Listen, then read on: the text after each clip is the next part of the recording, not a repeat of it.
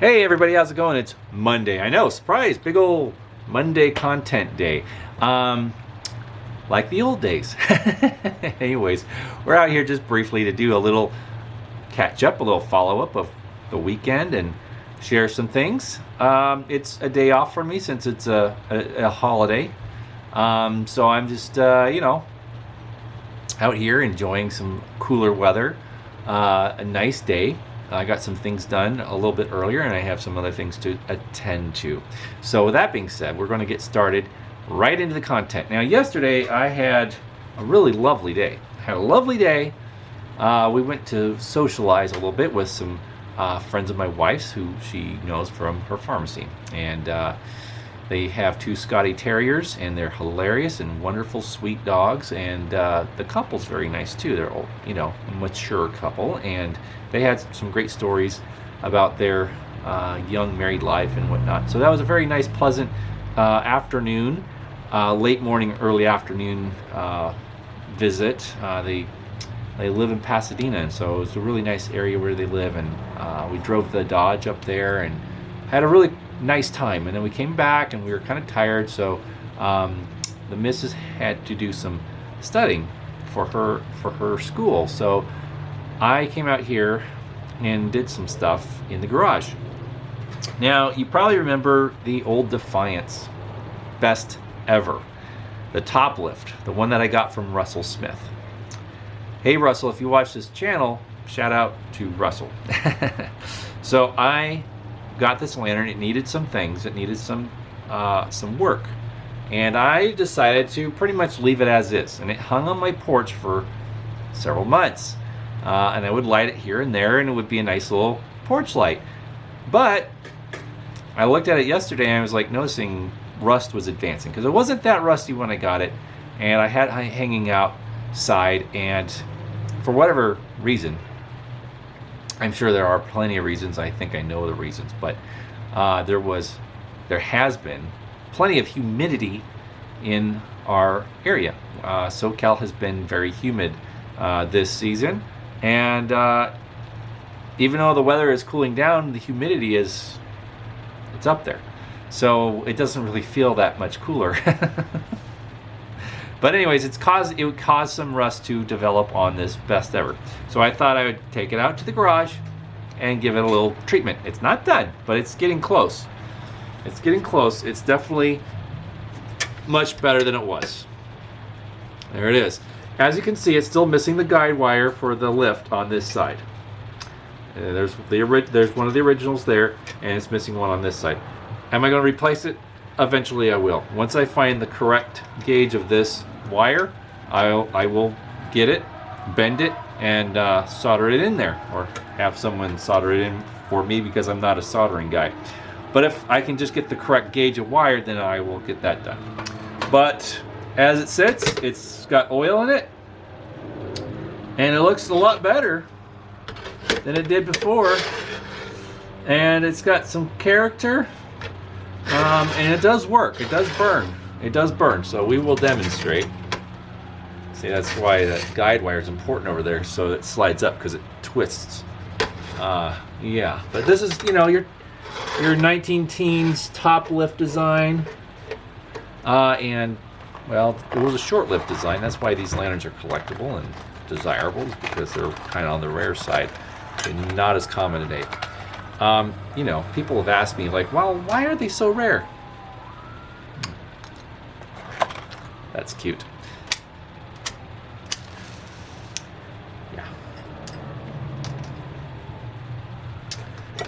Well, the question of why are things so rare is very debatable.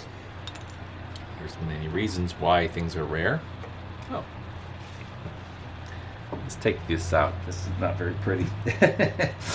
Paper towel. There we go. So, nice. Anyways, why are things rare? Well, things are rare because for several reasons. Time. Time is not kind to everything, especially almost disposable things such as tubular lanterns. They are made of tin. They were not made to last indefinitely. And of course, World War II came along, and a lot of those were scrapped during scrap drive. So people raided their barns and basements and garages and purged a lot of them of their old lanterns that Granddad used to use out on the farm during the Depression or earlier. And so yeah, they a lot of them found their ways out to the scrap heap. This is just what it is. And the reason why we have any of them is because they weren't discovered or they weren't scrapped and they were still being used. So yeah, when we find something from the 1910s, very late 1910s, maybe on the brink of the end of World War I, it's a miracle that we have it. It really is. I mean, any of these things are really quite remarkable that we have it, and it's kind of surprising how much stuff that was overlooked, that wasn't destroyed, that we find. Speaking of finding things, last week, a tubular lantern collector hit me up.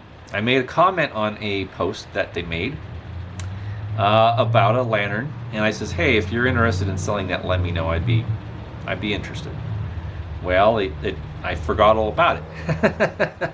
I forgot all about it, and they hit me up yesterday. Well, not yesterday, but last week, late last week. And I'm like, oh, I forgot about that. Well, what are you looking for? Oh, make me an offer. Oh, I hate doing that. I hate making an offer because I'm a cheapskate. I'm the first to admit it. I don't like paying a lot of money for something if I don't have to. Now, of course, if I think it's something very unique and special and rare, then I'm flexible and I will try and afford it if I can. That really does burn nice, doesn't it? Yeah, it's a good one. So we went back and forth, and my first offer was not what he had in mind. Then he did a little digging and saw this particular lantern has been known to fetch some substantial money. But then I also suggested that he talks to some of the other collectors that have collected longer than I have, and get an idea of what a grounded price would be, especially for his example, because some of them are better condition than others, and the ones in better condition and more complete definitely will fetch more money, as could be said with a lot of things. Condition really is important to a lot of people. So we came to a price, and he agreed, and I paid it, and he shipped it. This is a lantern that I have kind of wanted for a while, and I've always thought they were really unique, and they've always kind of reached high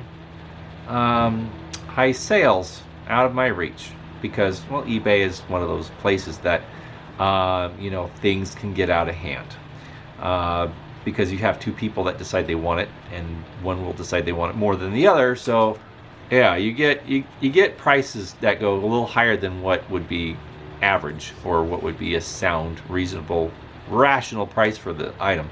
But anyways, I missed one. I missed one of these last month. It sold for under $60. Yeah, and I had the idea that it would skyrocket, that it would hit big money, because that happens at the last minute. Sometimes you get the people sniping these things with their maximum bids, and it drives up the price, and then what could be around $50 something could end up at 200 plus. That's what I was anticipating, but no, it stayed under $60, and I was like, oh man, I could have totally won that. At least I thought I could.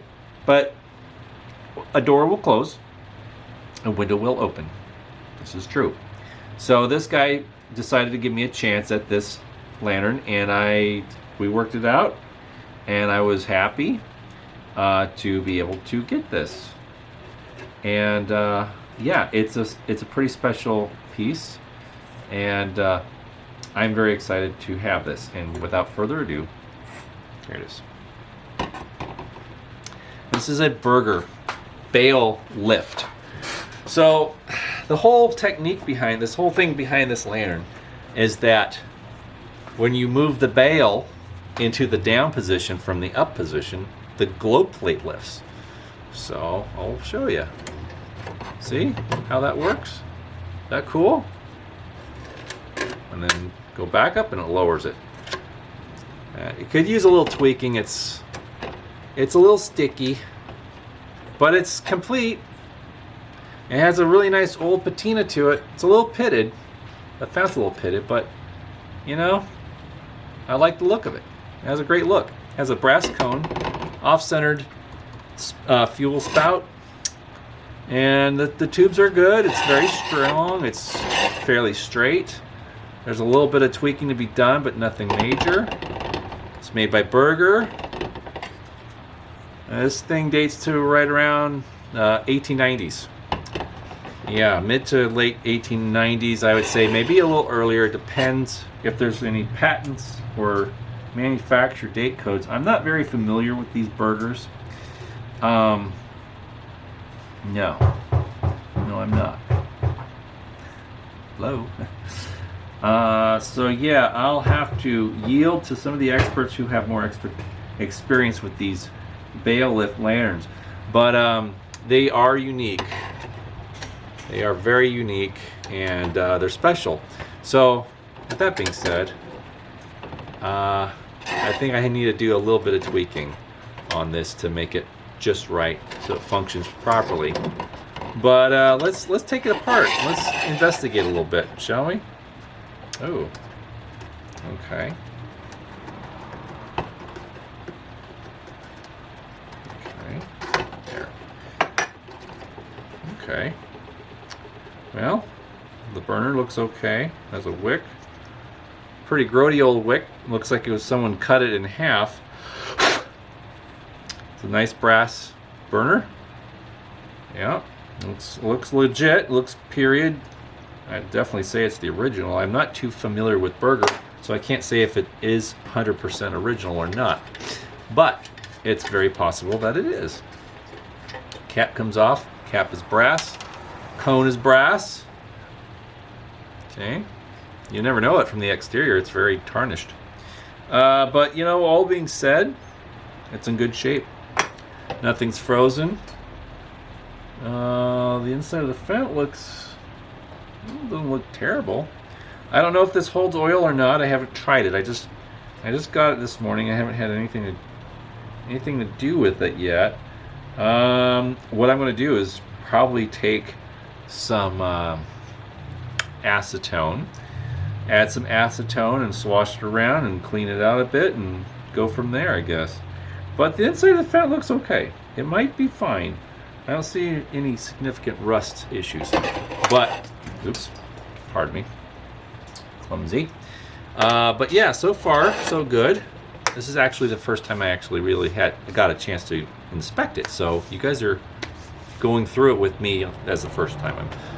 All I did was pull it out of the box and inspect it just briefly and put it away.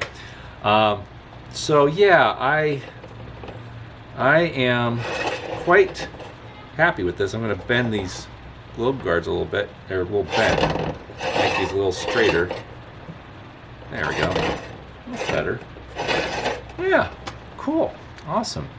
Well, it's interesting because you have the globe plate here. It's attached, and it can be lifted like this. But you also have a lift tab to pull out the globe. So that's pretty nifty. It's a double action type of thing, and I think there is a spring in the draft tube, so that keeps this globe plate down. And it's spring loaded, so it's got all the bells and whistles. It has crinkle corner tubes.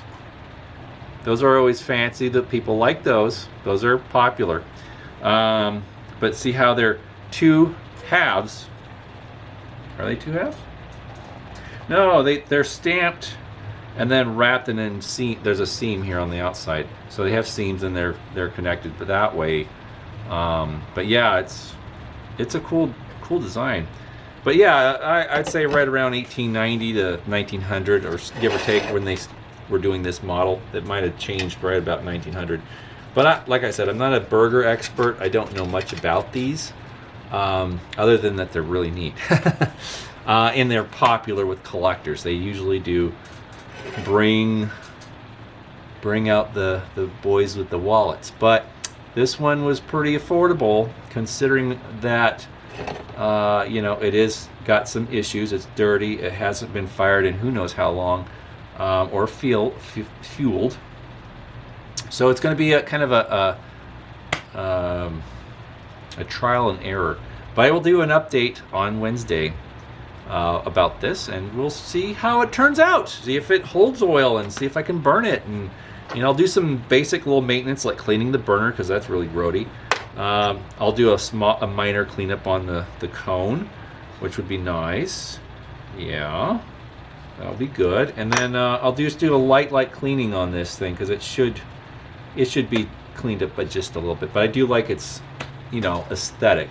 It has a nice aesthetic, very barn, rustic aesthetic. But I like it, and I'm not going to do too much to this. But yeah, it doesn't seem like anything is in peril or jeopardy. But I will do a mild cleanup on this, absolutely. So brighten it up a little bit and just kind of clean it, and then fire it up. We'll see if it will take any flame, and hopefully it will breathe well and not have a bad flame. So yeah, so that's the latest and greatest, guys. That's the newest addition that I believe I hinted towards in my last video. A bale lift Berger, pretty cool stuff. I'm pretty happy to have this. Yeah, it's a great thing. It really is a great thing. So going to do some minor adjustments and tweaks and a very subtle cleanup, and we should be good to go. Awesome. All right, friends, thanks again for tuning in. We're going to be doing some more designs for the Redbubble. If you guys have any requests of t-shirt designs that you would like to see, definitely leave a comment. I am open to suggestions. Also, someone asked me about wicks and where I buy my wicks, and who has the best wicks and who makes the best wicks. Well, here's the answer. I don't know. Well, that's the partial answer. I buy wicks through eBay or Amazon, and Amazon has pretty much every wick you can imagine. You can buy any wick you want through Amazon. So all you have to type in is the size you need, cotton wick, and then the size, say 3/8, 5/8, whatever, or 7/8, or 7/8. Is that it? 7/8? I think it's 7/8 would be almost the 1 inch size. Now some lanterns do take a 1 inch wick, but most of the large number 2 cold blasts take 7/8 inch. But anyhow, you want to, of course, measure your burner. To find out the exact size you want, measure between either side of the inside of the channel, not the outside, but the inside. And then you'll get your size. And this is a number 0 size lantern, which takes a number 1 size burner, and that would be the 5/8 wick. Now, some of the earlier ones take something a little smaller than 5/8, so you want to make sure that you get the right size. Measure it, and now some sizes from this era are not available anymore, so sometimes a 5/8 is what you can get, and it will fit in there with a little finagling, and you should be all right. But yeah, check out Amazon. Just go on there and join, subscribe, and if you're not near a hardware store, it's easy and you get it pretty quickly. So yeah, anyways, cool stuff. Thanks again, guys, for tuning in. As I said before, thank you for subscribing. I've noticed I've gained a few new subscribers, so welcome to the channel. I hope that you like what you see. I hope you're learning something. I hope that I'm providing answers to some of your questions in relations to tubular lanterns or antiques in general. We will be doing some more content that it's a little away from tubular lantern stuff. Once the weather cools down, I'm going to do some vintage clothing type of content, so that's going to be fun, especially getting close to Halloween when people like costumes and everything. I'll maybe give you some inspiration if you want to do something classic for Halloween. Of course, we can definitely talk about that, and we are going to do a Halloween show, so I'm going to do a content out here about Halloween and share some experiences that I've had relating to things that are not really explainable. Yeah, so I hope that you'll enjoy that, and we'll be working on that in the near future. and Halloween is only a couple weeks away. It's coming up. So, that being said, take it easy, everyone, and we shall see you on Wednesday. Bye-bye.